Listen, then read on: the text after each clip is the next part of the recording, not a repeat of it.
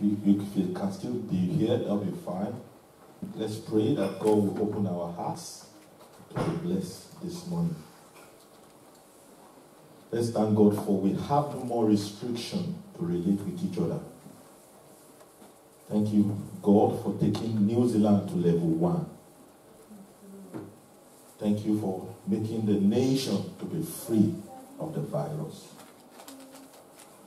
And thank you because you be Lord over our lives, our families, and this nation.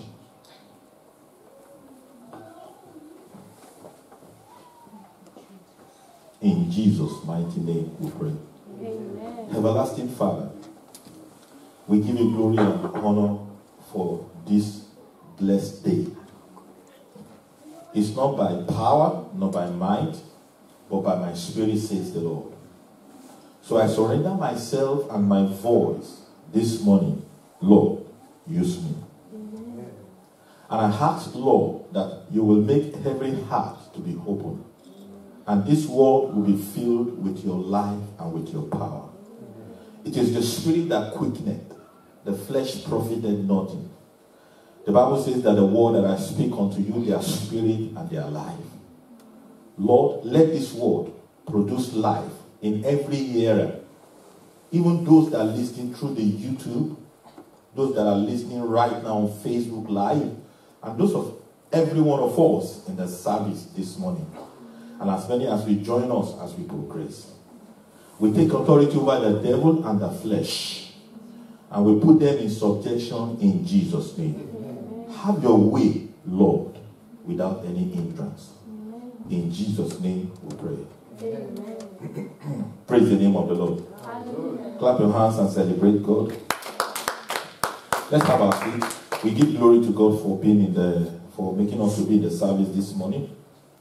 I'm trying to think of a question to ask you. I know some of us have gone through school, high school, primary school, maybe universities or technological schools and all that. Can you fully say that everything you were taught in school, you mastered it very well and you can face it and practice it in life? How many of us that have passed through any kind of school at all? And you're sure that everything that you have been taught in school, you can practice it, you can use it to apply to life. You know, because something happened to me when I came from a science background in my secondary school. That means I did physics, chemistry, biology, you know. But circumstances and God led me to study accounting. But when I was studying the accounting, I wasn't bad. I was one of the best in class. And I finished with 2-1 in my country. And the first, it's not a job per se, you'll be paid, but it's like an industrial experience. The first job I got was in a company that was British-based in Nigeria. It's called Evans Publishers in those days. And the senior accountant, who was a chartered accountant at that time, thought because this young boy finished with 2-1, he should be able to handle the bank reconciliation of all the accounts of all the depot in Nigeria. Are you with me? So, Uyo Depot, Port Harcourt Depot, Kano Depot, all their bank statements, as huge as they are of the company's transaction, I will compare it with the cash book of the book what's it called? The organization, and I will do the reconciliation. So the first one he gave me, he expected me with my qualification and my grade to just go to my table, like that, and just solve it. And I tried it. You know why? Of all the topics they taught me in school, that one I was sleeping during the class. All other ones I mastered very well, prepare balance sheet and all that. I could do all those ones. But I was just like, I didn't see the relevance and how useful that particular topic would be to me, to my study. So I didn't take it serious. Somehow, you know, there's a way you can dodge a particular topic in an exam that you don't have to write an exam on it. So if you know all that other topics very well, so that was what I did, and I passed, and I have to one. And so when I faced that particular challenge, you know what I did? I went and looked for textbook. Went back home that day without a lecturer. I taught myself how to do it. So the second day I came back to the office and I solved it. Clap your hands and celebrate God. Now this is where I'm getting to. Well, of course, God eventually used that particular subject to help me when I started my own practice in Nigeria. Because that was where I became special in for my clients, and I was using it to uncover fraud for them.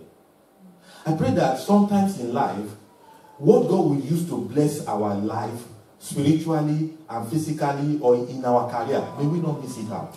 Amen. You know why I'm saying that is because I discovered that a lot of Christians are Christians born again. They've gone to Calvary.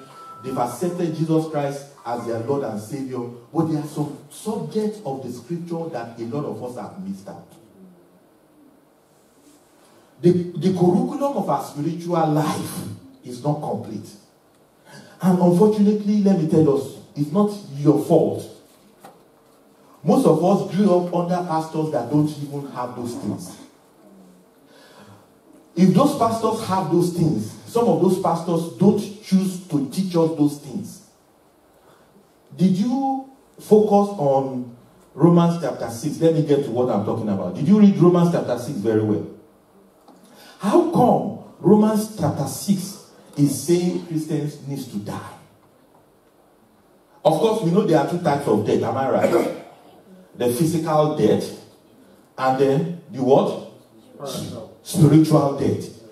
What kind of death do you think Paul the Apostle is talking about? You are born again. Oh, is any one of us, you went to a particular service or in our private moments, is any one of us that wants to give your life to Jesus Christ? You raise up your hand. From your heart, you surrender your heart to Jesus. Am I right?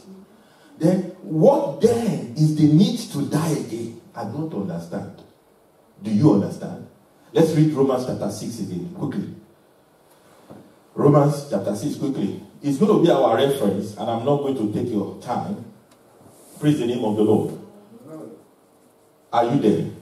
Let's read quickly. It says, what shall we say then? Shall we continue in sin that grace may abound? Everything that you read from this scripture, just take it literally. Wherever sin is continuing after you have given your heart to Jesus Christ, or wherever congregation of believers that you belong to, and they don't, allow God's grace to take away our sinful lifestyle completely, something is wrong. God's grace is going to be limited. Number 2, he says, God forbid, how shall we that are dead to sin live any longer therein? How shall we that are dead to sin? In other words, after we have become Christians, Paul the Apostle expects, according to the grace of the Spirit of God, that we are supposed to be dead to sin, not dead in sin. You know, there are two different words. Everybody say dead to sin. Not dead in sin. So what does it mean to be dead to sin? What does it mean to be dead in sin? Who wants to help us? Yes, David, thank you. You want the mic? Can you hear me? Yeah, we can. Well, know what's right, what's wrong on God's side, and with the help of the Holy Spirit, don't do what's wrong. Be dead to sin, don't sin. Hallelujah. It's as that simple. Any other person. What does it mean to be dead? You see, to be dead in something is different to be dead to something. In other words, if you are dead in it, you live in it, even though you are a believer, sir. What does it mean? That to be dead in it means you living in it. You are committing that sin. But to be dead to it is abstaining from it.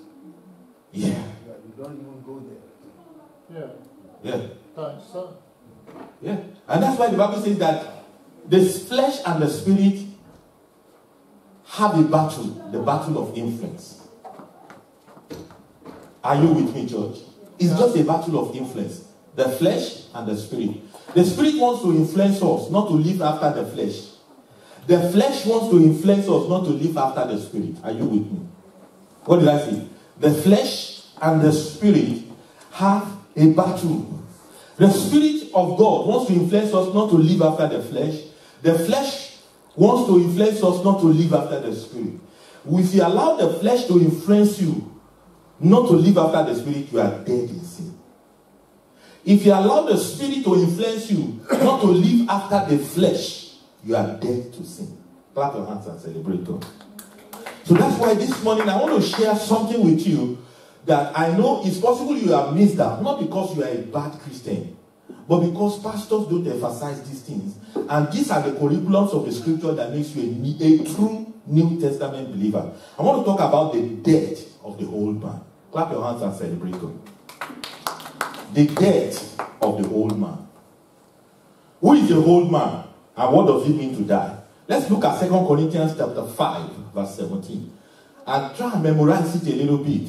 I promise you by God's grace that I will not take your time. I will just go straight to the point. Let's read it together and let's try and memorize it. Are you with me? Let's read it together, church. Therefore, if any man be in Christ, he is a new creature. All things are passed away. Behold, all things. Read it again. If any man be in Christ, he is a new creature.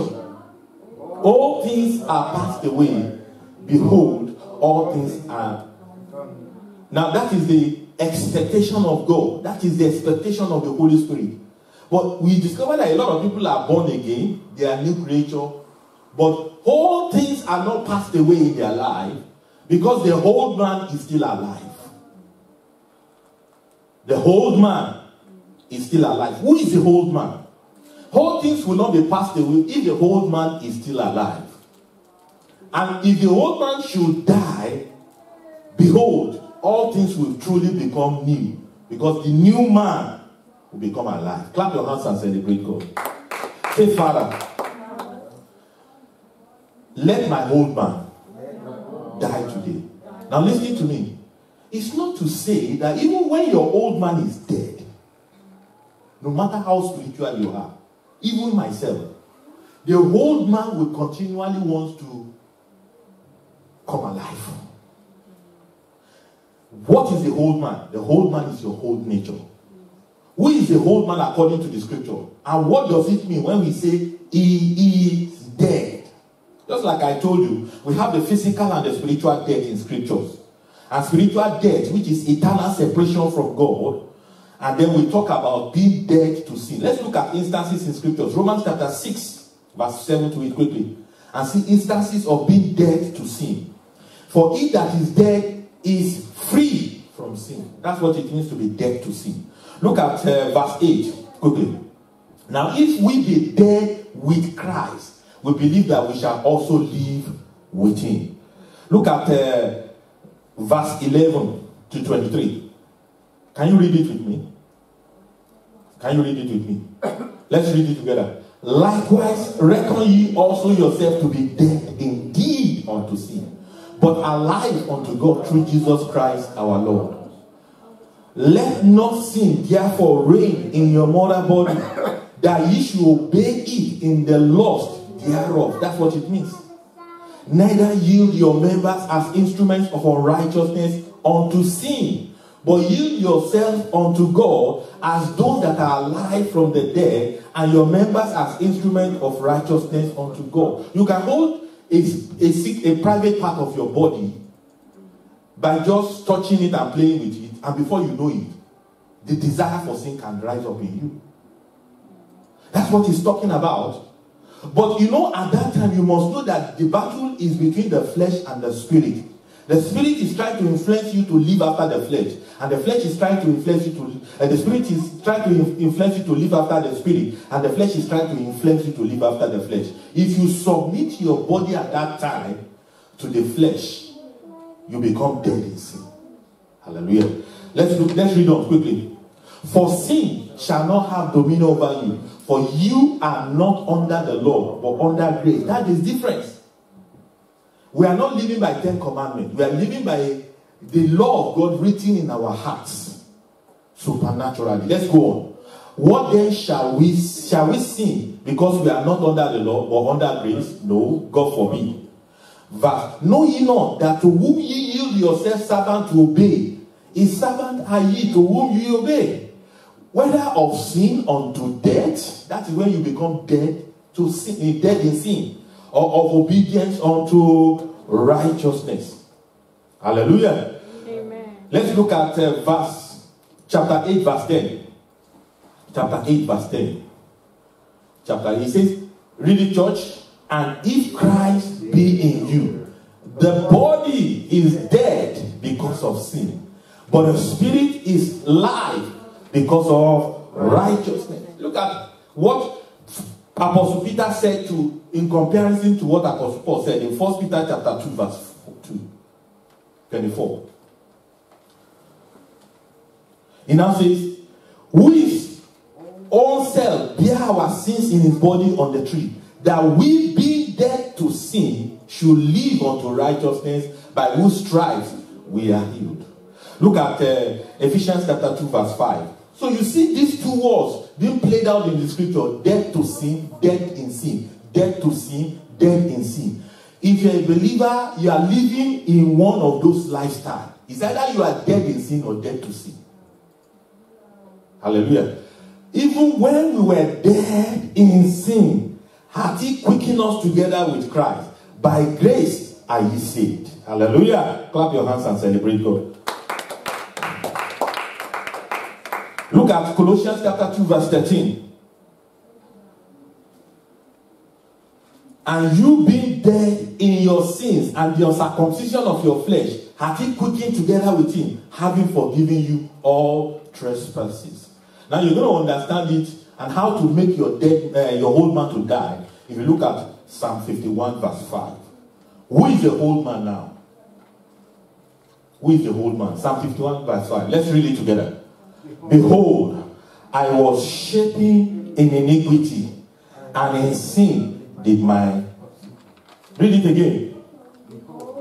Behold, I was shapen in iniquity, and in sin did my mother conceive me.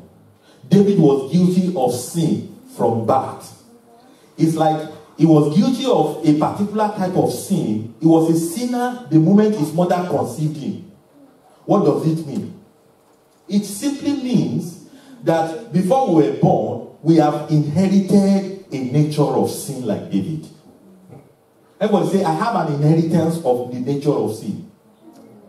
Each one of us was born with sinful tendencies and propensities. Praise the name of the Lord. How can we prove this? Let me ask you a question. Before you got born again, before you got saved, did your parents sit you down and say, this is how to lie? Church? Did any of our parents sit us down and say, this is how to steal a meat in the pot? How many of us had lessons in backbiting from your parents? How many of us had lessons in evil speaking? See that man? He's good for nothing. How many of us had lessons in evil speaking? But do you know, because some of us were raised with parents that were not believers, and because at a time in our life we are mingling with people that were not believers, we saw these things being practiced in them, and the nature of sin in us made us to start doing it naturally. Yeah. That's what it means to have the nature of sin. Praise the name of the Lord. Hallelujah. So none of us were born with this sin, and that's what is called the old nature of sin. It is the presence of the old man in our nature. Nobody taught us to fight. Nobody taught us to steal. Nobody taught us to cheat or bully or tell lies. Each one of us just started doing those sinful things naturally and unknowingly. Praise the name of the Lord. And that's exactly what I'm saying. We're all born with the nature of sin. And it is this nature that the scripture refers to as the old man. And except that old man die, even when you become a bishop and the old man is still alive, you continue to be dead in sin. You know, there are bishops that lies. It's not about the title. You know, there are people that serve in the church, clergy that still live in sin, adultery, fornication, and all those things. It's not about serving in the church. It's about the state of our heart. Come on, everybody say, let my old nature die. Let my old nature die. I know you are a believer. I'm not preaching so that you will not be a believer. I'm preaching so that you will be conscious of the battle between the flesh and the spirit. So that you will know that there's a battle going on. That the Holy Spirit wants you to live after the spirit. And the flesh wants you to live after the flesh. Praise the name of the Lord. As children that is growing up, do you know sometimes, even it is our parents that taught us how to live in sin?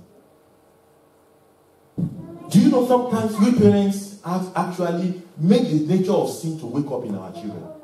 Oh, you know, somebody wants to come and greet you at home, and you are inside your room, and the person rings the bell or knock on the door. And this is your child that is 4 years old. You are wondering, he's now 16 and he's a perpetual liar. You started it. And you said, oh, Dad, somebody wants to see you. Go and tell him, I'm not at home. So you are wondering how your child became a liar? That's how.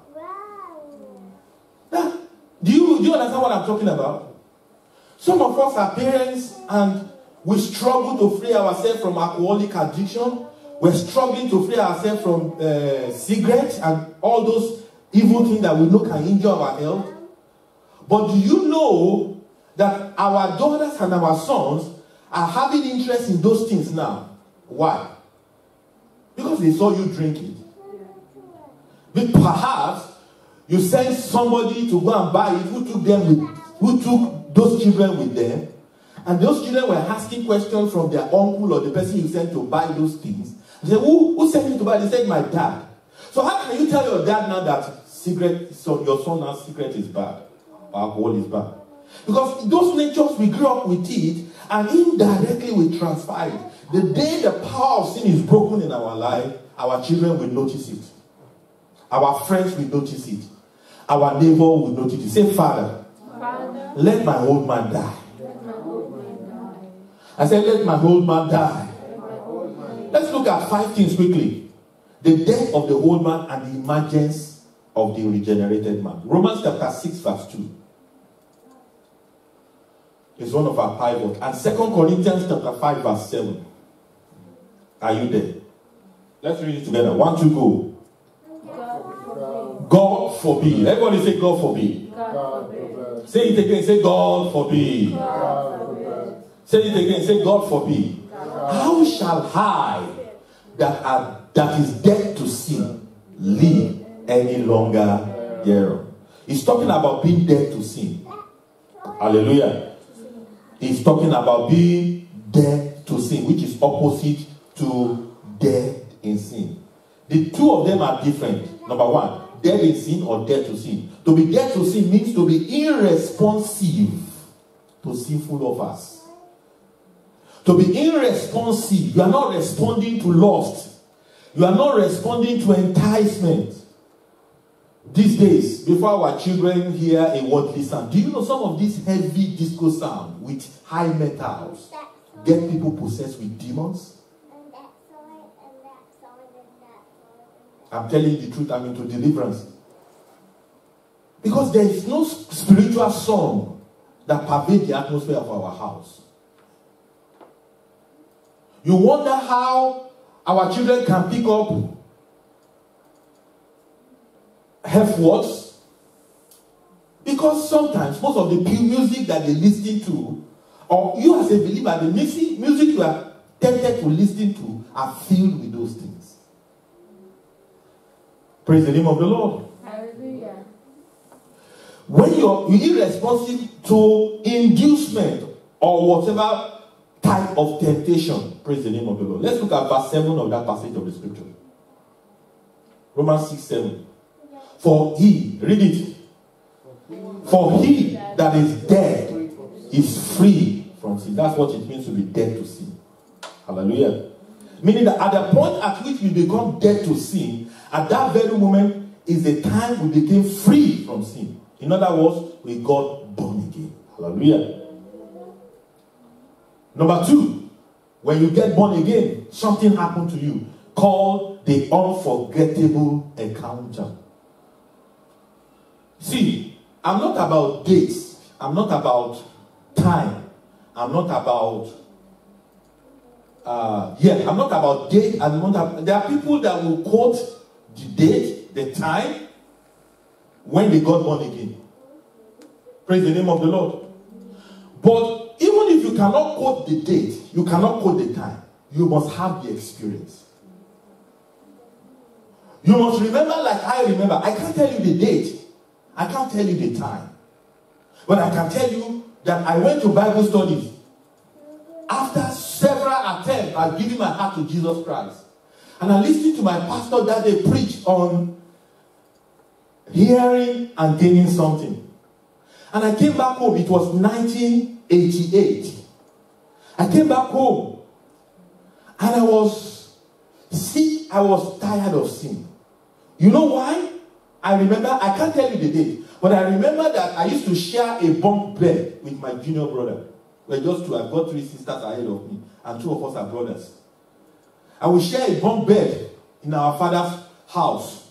And I used to sleep on top, and my brother sleep in the bed down. And then my sisters were not around. I think they were in the sitting room watching, and I was alone. I remember that night because the bulb in our room was faulty, and there was darkness. And I went to my bed straight from Bible study, and I began to think, and I began to weep, and I began to pray. That night, I don't know the date. I can't tell you it was a Tuesday or Friday, but I knew it was 1988. And if I can pick the Bible study up, perhaps I will tell you the date. But I knew it was 9. I knew it wasn't the day. I surrendered my heart to Jesus Christ and settled the question of sin. A lot of believers are walking around today. There was never a time they settled the question of sin. If you are listening to me today, have you settled the question of sin? Have you given your heart to Jesus Christ? Not because the pastor said you should do it. Because a lot of people are going to be disappointed. It's not automatic. It's not by church attendance. It's not by belonging to a denomination. It's not by being close to a man of God. It's by you having a personal relationship with God. It's by you having an encounter, having a particular moment in time in your life when you settle the question of sin. It's called unforgettable encounter. Let's look at Nicodemus in John Gospel chapter 3. You see, it's on our screen. He said to be born again is an unforgettable encounter and experience. You know it because your guilt are gone. You have the peace with God, and you also have the peace of God. It is usually a day with a date or an experience with certainty. Hallelujah. Clap your hands and celebrate God. If you don't have it, you can have it today. If you don't have it, don't assume you'll have it. Make sure you have it. Because it is that experience that made your name to be written in the book of life. Let's read it together. Quickly. There was a man of Pharisees named Nicodemus, a ruler of the Jews. He says, the same came to Jesus by night and said unto him, Rabbi, we know that thou art a teacher come from God. For no man can do this miracle that thou doest, except God be with him. Jesus answered and said unto him, I don't know how many preachers that can preach like Jesus. I read church history and I discovered that Nicodemus was the 3rd richest man in Israel at that time. I preached to you before on Nicodemus quest. You remember? I did some research at that time. It's like having Bill Gates. It's like you are an American preacher and having Bill Gates come to you in the dead of the night to talk to you. It's like I'm a preacher as small as I am, and Dangote, the richest man in Africa, who lives in Nigeria, come to me in the dead of the night. Do you think how many preachers will be talking to you about contracts? Do you know how many preachers will be interested in getting their sons to work for him? Do you think Jesus didn't have people that have needs around him? And he could introduce them through connection to Nicodemus so that he can help them? No. He chose to look at the spiritual life of Nicodemus and said, Nicodemus, I know you are a kind man, you are a good man. Except a man be born again, he cannot see the kingdom of God. Let's go on. We know Nicodemus got born again because he took the body of Jesus later on or something like that. Let's go on. Verse 4. Nicodemus said, how can a man be born when he is old? Can he enter the second time unto his mother womb and be born? He said, Jesus answered, verily, verily, I say unto you, except a man be born of water and of the Spirit, he cannot enter the kingdom of God. That's from Jesus' mouth. Say, Father, let my whole man die from today. Let my whole nature die from today. Number 3, the third thing that will happen is that there will be a supernatural act of regeneration.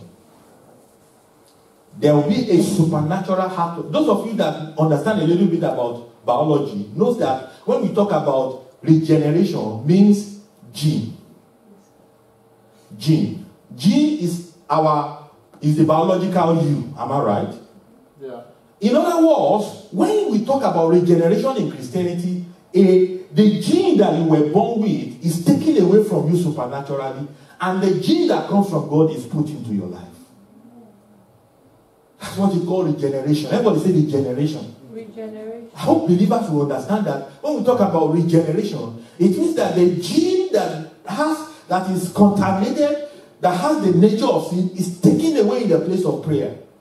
And a new gene is given to you. That's when 2 Corinthians chapter 5 verse 17 comes to play. It says, if any man be in Christ, he is a new creature. Whole things are passed away. What took place in your heart is summarily a change of nature, regeneration, new genes, and exchange with divine genes. The divine nature of God replacing the sinful nature we all inherited at birth. Apostle Paul put it also this way in Ephesians chapter 4 verse 22. Look at the way Apostle Paul put it. Read it with me. He says that he put off concerning the former conversation the whole man, which is corrupt according to deceitful lust, and be renewed in your spirit, in the spirit of your mind. Verse 24. And that ye put up the new man, which after God is created in righteousness and true holiness. Put off. Wherefore, putting away lying, speaking every man truth with his neighbor, for we are members of one another. Verse 26. Be ye hungry. So it doesn't mean that when born again believers don't get hungry. Oh, you need to be in my house when the anointing of anger gets on all of us, shouting. You can get hungry, but you must watch what you say at that time. It's not possible to relate with 2, 3, 4 people in the same house and there won't be hunger. Are you angels? We are not. The nature of God does not make us angels. It only makes us not to surrender our new life to obey the devil. You know, you can get angry and take something and eat it on another person. You can get angry and be cursing. You can get angry and keep malice. That's where sin comes in. He says, get angry if you have to, because that is still showing that you are not angels, but make sure you don't sin. And follow it this way. Let not the sun go down upon your wrath. Settle it that day before it's gone over. Neither give place to the devil when you are angry. When you are hungry, the devil will point your attention to things that you can use to damage that person. Look, let him that steals steal no more if you are not born again. It is enough. Unbelievers should not be showing the church how to live without stealing.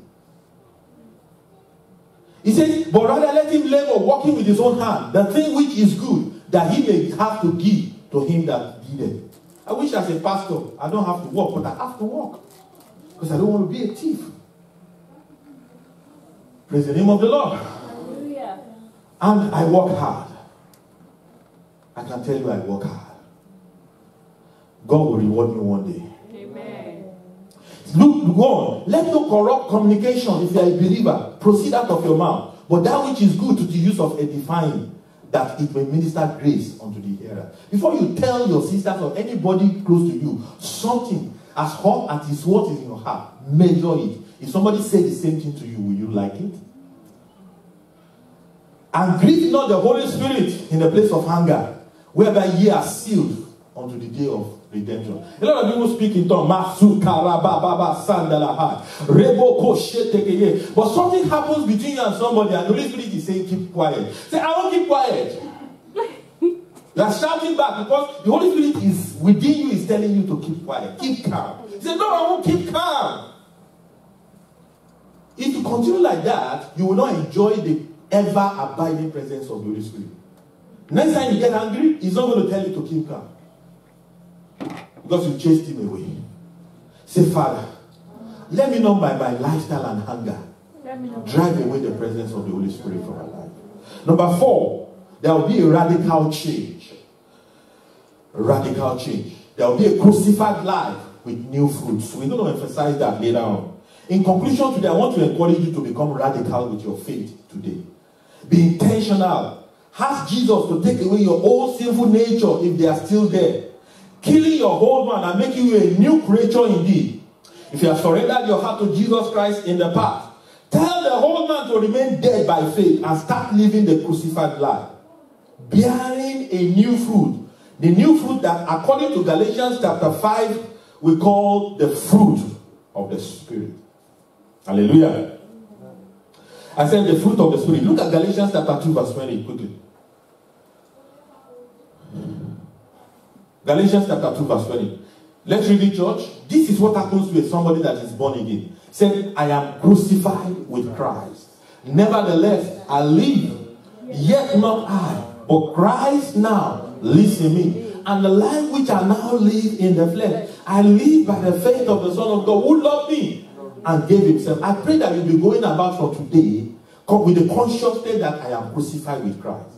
So therefore, sin cannot overcome my body. Look at Galatians chapter 5, verse 24. Chapter 6, verse 14. And they that are Christ have crucified the flesh with the affection and lust thereof. You can't crucify the flesh if you don't read your Bible every day. You can't crucify the flesh if you find it difficult to pray about your flesh. Chapter 6, verse 14. But God forbid that I should glory, save in the cross of our Lord Jesus Christ, by whom the world is crucified unto him, and high unto the world. Leonard Ravenich said the world is becoming churchy, and the church is becoming worldly. You know what it means? The church has no more standard. Most of our standard of dressing, most of our standard of music, most of our standard of even celebrating events is patterned after the world. We are the one copying the world. The world is not copying anything from the church. And we think it's all right. Something is wrong. Hallelujah. Romans chapter 6 verse 6. But Romans 6:6 says, let's read it, church. Knowing this, that our old man is crucified with him, and the body of sin might be destroyed, that henceforth we should not serve sin. Hallelujah. These things are in the scriptures. Finally, what will happen is that you will have a divine assurance of faith. Under this new nature, it is important to know from man's view or perspective of the transformation that we are redeemed. Not because it is Redeemed Christian Church of God that you can attend. You are redeemed. Because the word redeemed comes from a Greek word called agora. In the picture of the Greek literal interpretation, it means there's a market where they trade slave. And spiritually, we look at it as the slave market of sin. To be redeemed means agorizo. To be taken away from the slave market of sin. To be delivered from what is not right, what is unclean. So to be redeemed is not to be a member of redeemed. To be redeemed is to be saved from sin. Clap your hands and celebrate God. You know, as I close, I give you some stories and then we pray. You know, as I close, I remember one of the writings of John Wesley. John Wesley is the English preacher who started Methodist Church. And is the founder, is one of the Puritans. The Puritans are preachers at a particular time in history, the 17th century, the 18th century, who choose to emphasize on holiness. No, I'm a balanced preacher. I believe we should emphasize holiness. We should emphasize the move of the Spirit, healing, everything. God is a balanced God. But that's not where I'm going to. Now, John Wesley had a vision. And in that vision, I'm going to apply it to how many churches do you know in town? Do you notice that churches and pastors are building a kingdom of their own? You see, in my country, it happens. The Deeper Life Church doesn't want to relate with the Redeemed. The MFM Church, you cannot see any other preacher preaching on MFM Church. The Christ Embassy, they don't want to relate with Redeemed. And all of them are big ministers in town, having thousands and millions of worshippers. John Wesley had a vision. And it's everywhere all over the world. It's even in Christ Church. Because I mingle with people. And I see how pastors are protecting their church. This is not the church. The church is you. The church has no wall. The church is not a building.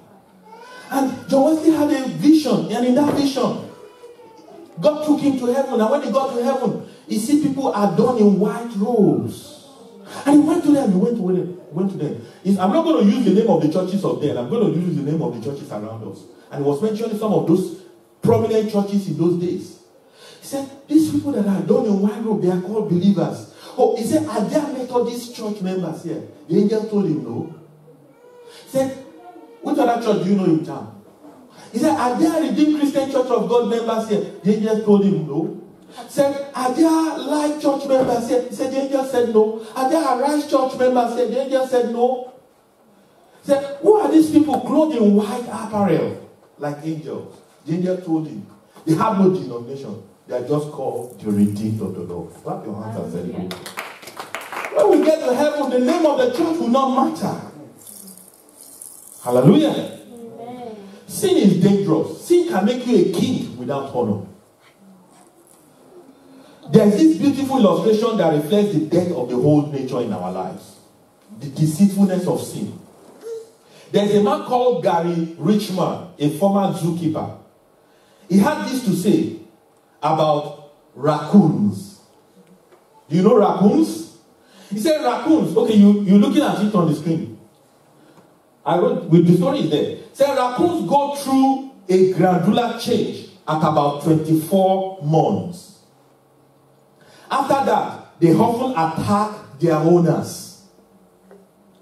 So since a 30-pound raccoon can be equal to a 100-pound dog in scrap, I felt compelled to mention the change coming to a pet raccoon owned by a young friend of mine, Julie. She listened politely as I explained the coming danger. I will never forget his answer. It will be different for me. And she smiled as she added, Bandit wouldn't haunt me. That was the name of her raccoon. It just wouldn't. 3 months later, Julie underwent a plastic surgery for facial lacerations sustained when an adult raccoon attacked her for no apparent reason. Bandit was released into the wild. Let me tell you, sin too often comes dressed in an adorable goose. And as we play with it, how easy it is to say it will be different for me. The results are always predictable. Don't play with sin. I give you the last illustration. The danger of sin. About the Eskimos. How many of us know the Eskimos as we pray? The Eskimos live in the polar regions. It's not cold here. Just go to where? Where? Which country? The coldest region of the world. Poland. Just go to those countries and see minus 50 degrees centigrade. And the jackals in the Arctic regions are very, very wild. So these jackals comes into the city and attack humans. And they tried everything they could to ward them off, and they couldn't. So one day, it shows you the danger of sin. Somebody had an idea and said, can we sharpen a knife and tuck it into the snow and kill a fowl and put the blood of the fowl on the knife and into the snow? That was the trap they set for the jackals. And the jackals smelled blood and came around. That's how some of us believers smell sin and come around sin. I said, when the jackals came around, he saw a lot of blood belonging to fowls. So the jackal was licking it. Because of the snow, what happens to the tongue? Become anesthetized. No more sensitive to feelings because of the highs. So the jackal never knew until his tongue started touching the blade of the knife. And the jackal think he was licking the blood, the free blood of sin. Until the jackal was cutting itself, because the tongue was not having no feeling. It kept on licking and licking and licking. The jackal was licking his own blood until it licked and bled to death. That's how dangerous sin is. You start it once, it's difficult to get out of it. The most important thing is to realize that as believers, we have an old nature. If your old nature is dead, don't let it wake up. But if it's still alive, you can cry to God and say, let my old nature die. Let's bow down our heads and pray. Lord, let my old nature die. I'll give you 5 minutes to pray. Lord, just talk to God. Let my old nature die. That old nature to get angry. That old nature to go back to sin. Any kind of sin that overcomes you.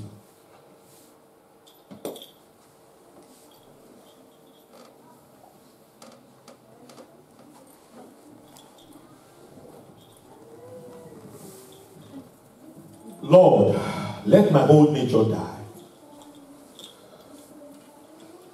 Make sure you are talking to God. Lord, let my old nature die. Lord, let my old nature die.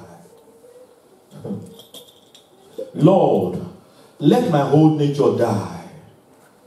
Lord, let the new man in Christ come alive. Lord, deliver my heart and my life from every known sin. Lord, let my old nature die. Lord, let my old nature die. Lord, I want to be like you. Lord, let my old nature die. Talk to God. Talk to God. Ask God for the blood of Jesus Christ to flow through your heart. If you don't have the experience, you can have the experience today. If you feel your name is not written in the book of life, you can make today the 14th day of June, that glorious day that your name will be written in the book of life. And you'll not be a believer by assumption anymore. You'll be a believer by adoption. You'll be a believer because consciously you experience the renewal of your gene, the regeneration of your gene. Thank you, Lord. Please pray. Please pray. Tell God something about the message. Please pray. And if you are here this morning and you know there's a nature of sin in your life that is still alive, I want to pray together with you. If you are listening to us online too and you know there's an old nature of sin that is still alive, I want to pray with you. Wherever you are, just put your hand to your chest and begin to confess those sins. And raise up the other hand as I pray with you. Just confess those sins. Just confess those old natures. And I'll pray with you. Say, Lord Jesus, I'm sorry for the way that I've lived. I'm sorry for allowing the flesh to overcome the spirit in my life. I surrender my sleep. I surrender my mornings. I surrender my day. I surrender my thought. I surrender my life. I surrender my heart. Lord, I surrender my whole. Take over. by your power from today. By your power from today. Take my name Take my name out of the book of death out of the book and write my name and write my in the book of life. in the book of Make me your son. Make me your son. Make me your daughter. Make me your daughter. And give me that power And give me the power to go and sin no more. to go and sin. Thank you, faithful Father. Thank you, Lord. In Jesus' name we pray. Amen. Statoni, can we sing that song together as we share the praise? I cast my mind to Calvary. You can record it. Let's sing it together as we praise. As we share the praise.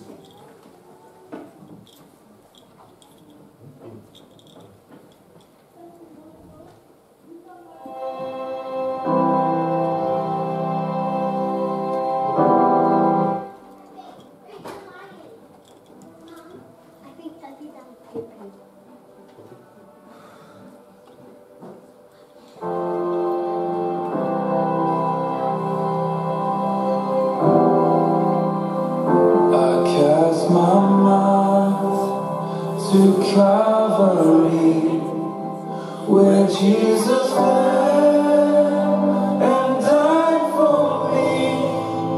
I see His wounds, His hands, His feet, my Savior on that cursed tree. His body and drenched in tears, they laid Him down in Joseph's tomb. The entrance sealed by heavy stone, Messiah still and all alone.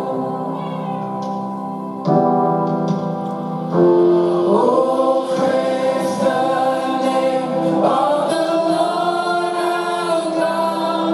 Oh, praise His name forevermore. For endless days we will sing Your praise. Oh,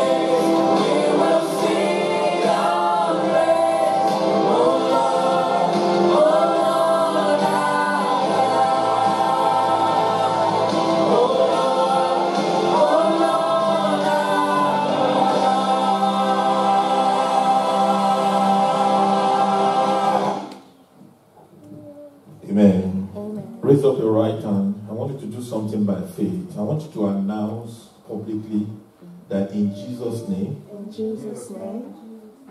say it by faith. Say in Jesus' name, In Jesus' name. my old man My old man is dead. is dead. In Jesus' name, In Jesus' name. my old man My old man is dead. is dead. In Jesus' name, In Jesus' name. my old man My old man is dead. Lift up your hands and praise the name of the Lord.